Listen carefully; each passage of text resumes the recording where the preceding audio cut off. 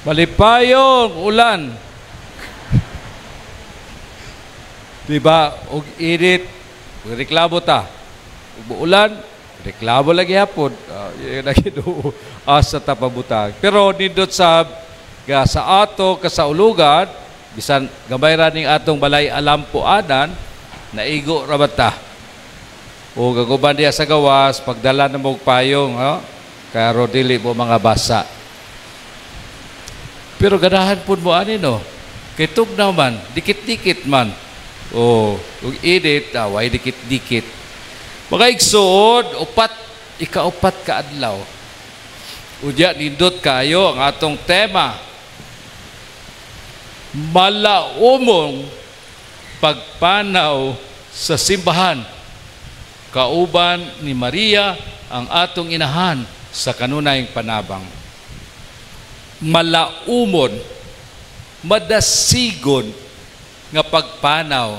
Sa Cebu, pagpanaw gani, nagbiyahe do. So, sa Suriga, ngipanaw na si Jah, hawa na, human na ang istorya. Apadirhe, pagpanaw mo ang pagbiyahe, ang atong pagitawag pilgrimage, atong journey in English. I have chosen one of the most important texts about the Holy Spirit. But you know, the Holy Spirit is like the Pentecost, different versions, different accounts, different narratives. Naglibog ba sila? O maura. So, unang pagbasa, basaho nato sa buhat sa mga apostoles. So, it is an account of the Acts of the Apostles. And you know, it's the Acts of the Apostles is coming from Saint Luke. Luke, the evangelist Luke and the Acts of the Apostles talking about the journey from Jerusalem throughout the whole world, preaching the good news. But before that, we know that Jesus has been promising to his apostles and disciples that he will send the Father, and Jesus will send somebody to us. He will not leave us orphan. Dili kita mailo. Kay miingon siya, it is better for me to go to my Father. I will leave you. Biyaan ta kamo. Apat ayaw kamo kaguol. My Father and I will send the Spirit. And this is, miingon ta, ang manlalaban, ang Espiritu Santo, ang advocate, ang tigtatambag, ang tigbalaan. So in our Trinitarian faith, Father, Son, and Spirit, in next week it will be a Trinity Sunday, we will be explaining more about the Holy Spirit. But this is the union and communion of three persons in one God. And the Spirit is love. Ang tanikala, ang nagdugtong sa gugma, sa amahan, sa anak. So if you talk of the Spirit, it's about love that binds, that makes communion of the three divine persons. The first reading's account is about the Pentecost. Nakita nila nga dunay mga dilang kalayo, tongues of fire. Kalayo, tongues. Ganitog dun sa mga tinud-an. Og natingala sila sa mga katawhan, o sa mga katawhan, nga nagkasidabtanay naman sila. Kamo, makasabot mong Ilocano? Dahil magsulting Ilocano diri, makasabot mo? Wa gito, o makasabot ang uban. Basit laang. O kami nga na-assign sa Luzon, makasabot yun be. O ang Ilonggo, maingon nakasabot mo, masuko sila do. Kaya lahi man ang sabot sa Ilonggo. O ang mga Buladon, so doon ay mo sulti, nga matingalas kitang tadaga, karon nakaintiende man na sila bala, nga anak kasabot man na sila, nga usalaman ka lahi man ang ilang lengguwahe, o manubo, magubo, makasabot mo. O di gadi. So natingala gajud sila. Kanong nagkasinabtanay man, kanong makasabot man ta sa ilang sinultihan nga dili man ta taga Pinisya taga usa pa diha. Kay bikod sad ba nag espiritu, ang unang gasa sa espiritu matud pa ni Jesus kalinaw, apan ang una usa ang gasa usab ang pagsinabtanay. Kung ang atong parokya magsigilag away ang CWL, ang BEC, na ba ang Espiritu Santo? Wala. Kay ang Espiritu maghiusa sa atong parokya. Magkalain-lain ang atong panglantaw, magkalain-lain na atong pamaagi, pero ang Espiritu may magdugtong o maghiusa kanato aron mo tunhay ang kalinaw. So, kung malaumon kitang magbaklay o magpanaw, Espiritu Santo gikinahanglan nato.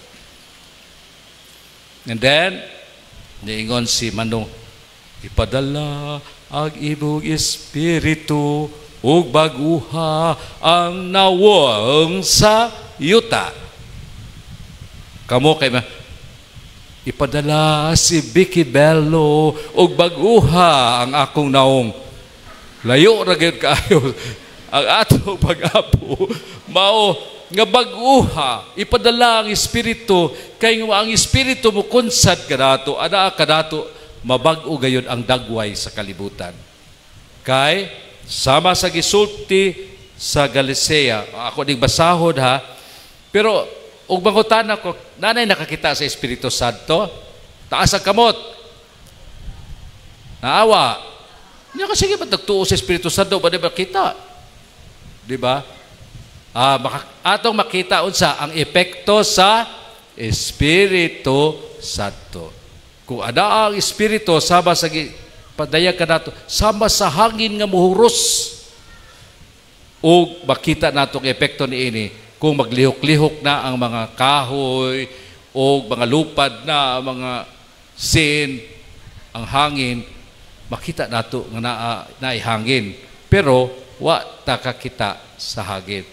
Ang ato makita lang ang epekto. Mausab kini.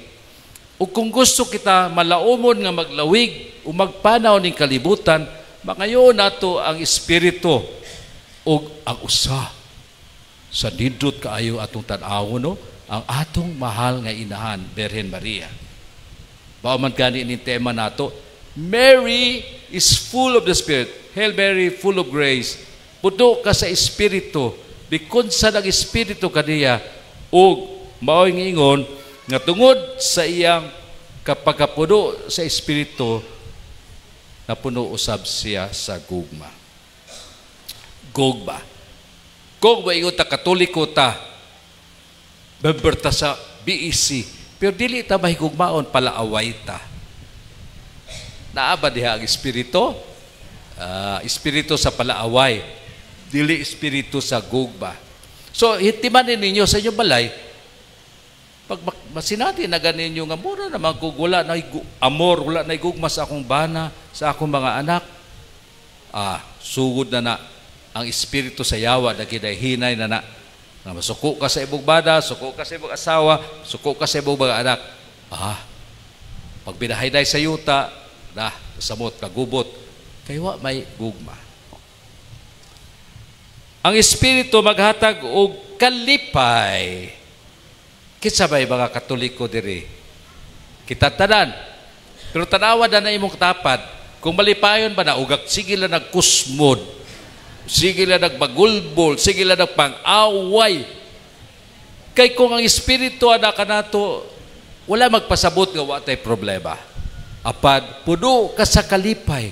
Puno ka sa kalipay, kinasayod ka. Nga ang kalipay gikan sa Dios, dili mag-aagad. Kung nakagkwarta, profesional ka, pari ka, kung dili, gasa ka na sa Espiritu, na sa imong kinabuhi, you are a joyful person. Batod pagani sa atong mga satupapa, when we preach the gospel, it should be of joy. So, gugma o kalipay. So, tao na po nato itong kaugalingon.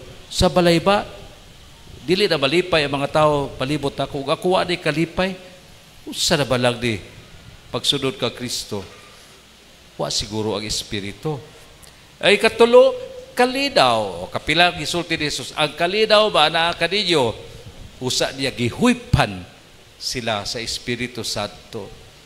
Ang bunga sa Espiritu sa ato kinabuhi, mao nga kinabuhi nga malinawon. Wala bot pasabot nga, wala tay mga challenges, kumunha, problema, pero malinawon. Kay anaaman siya nagauban ka nato. Dili man kini buhat sa tao, buhat man kini sa Dios. Pailob. Kung nagkaupos na imong pailob, milupad na ang imong espiritu, mauna nga, ug mapailubon ikaw diha sa imong relasyon, sa imong isig katao, sa uban. Mas kinalabi na gayon, katulisod ka ayo dalhon. Temperance, pailob, is one of the fruits. Kaya ba ingon ganitag prutas, naagad ay punuan. Na ang punuan, kinabuhi. So, ang kinabuhi, ang bunga sa kinabuhi mao ang pagkamapailubon. Okay, check.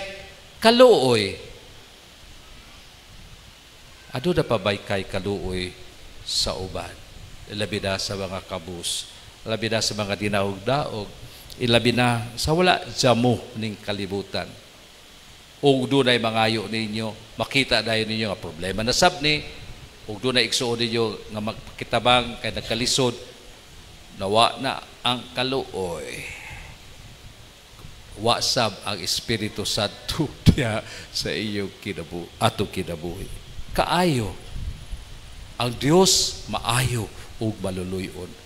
Ang Dios maghihatagon. Dili katupngan ang Dios sa iyang pagkamanghihatagon. O nagisulti ka nato, God can never be outdone in generosity. O bitaw kami pari, nadada sa sobre. God can never be outdone in generosity. God loves a cheerful giver. O, memorize na nila kasi sige na sa sobre sa mga pari o sa mga simbahan.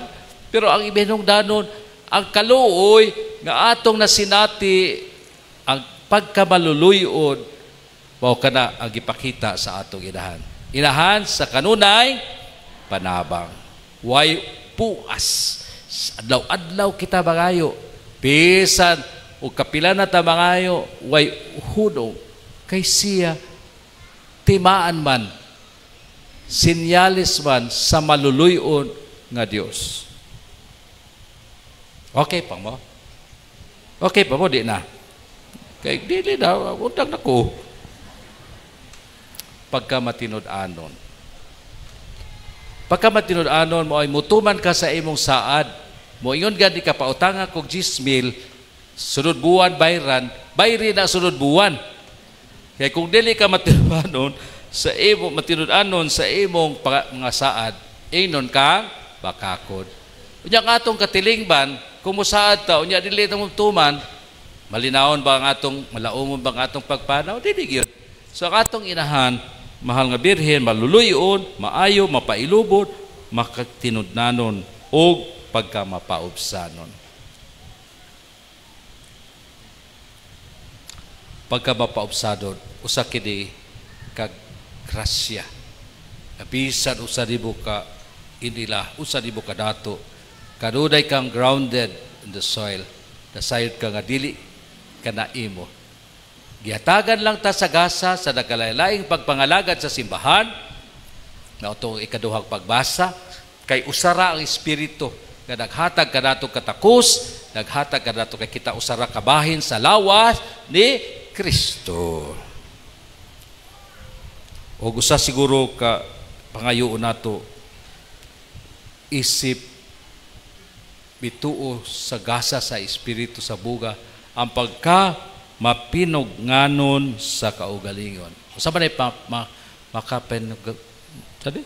makamapinugnanon sa kaugalingon. Self-control. Kung marites ka, moderate your marites. Self-control. Kung kaon, ayaw pasubrahi kaon. Kung inom, ayaw pasubrahi inom. Kung magdisko, ayaw abot og alas 2. Magdisko dire alas 12 baka tiguwang, alas 12 na. Ikoy. Lausa na ba di? Musubra pas batadon. Sa seniors night, gabi ba to? O, nasok ko sa kwarto. Katugtog pa ba itong sound system? Alas 12 na ba di? O mga tigulang, ayaw mo paabot o alas 12, alas 10 ra. Papinugganon sa kaugalingon. Bundang na ko Kaya lain na inyong tinanawan. Pero, ato kining ilakbit sa atong mahal nga inahan. Kaya siya man ang ehemplo sa puno sa Espiritu. No? So, nindot yun kayo. Dili ba ito maingon, so na. Nakagitay reference point, si Mama Mary. Papailupod, mapaupsadod, malahutayon, matinabagon. So, at tanang hiyas, ugasa sa Espiritu Santo na anaa kaniya. Busa palakpakan nato ang atong inahan, ang atong patrona. Kay dili gayud kita mangitag ehemplo layok na aragyod nato duol. Busa mo duol ganita niya, mangayo ta usab sa gasa sa Espiritu.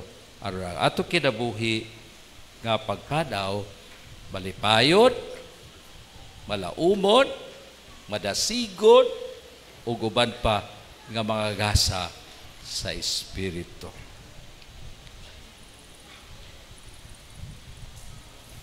Manindog na kita og atong ipadayag ang atong pagtuo. Nagatuo ako sa Dios.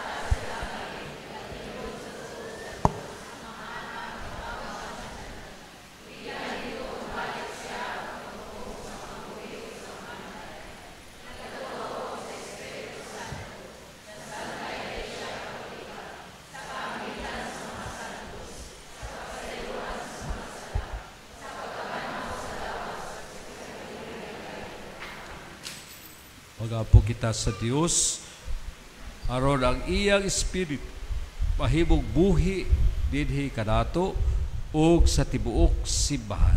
Luingon kita, Ginoo, ipadala kanamo ang imong Espiritu.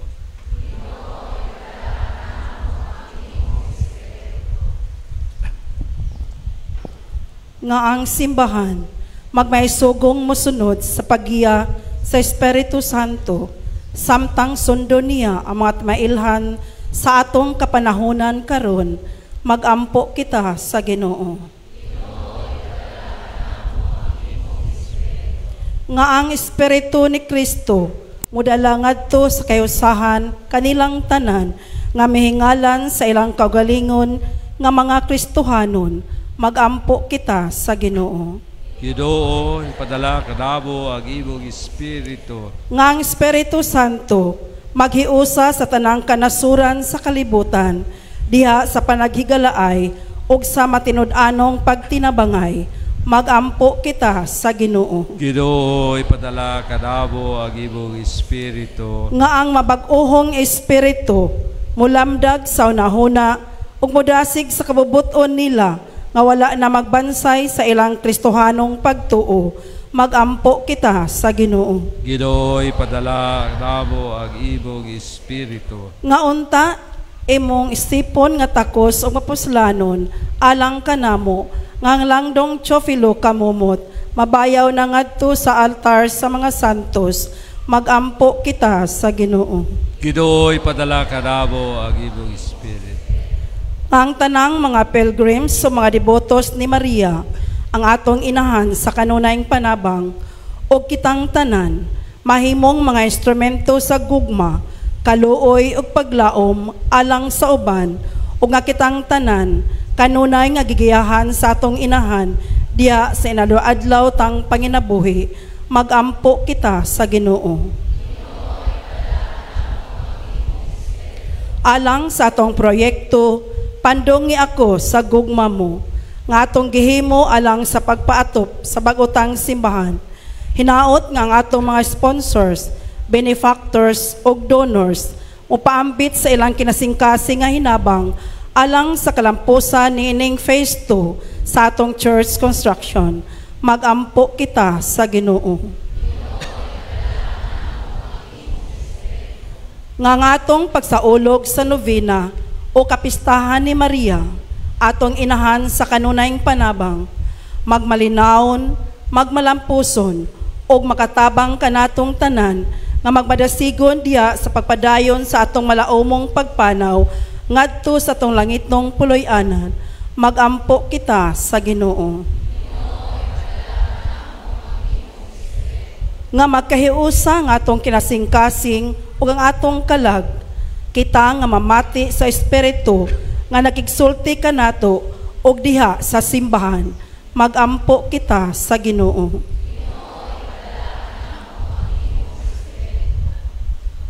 Ginoong Dios, nagapasalamat kami kanimo kay imo gipadala ang imong espiritu nangayo kami.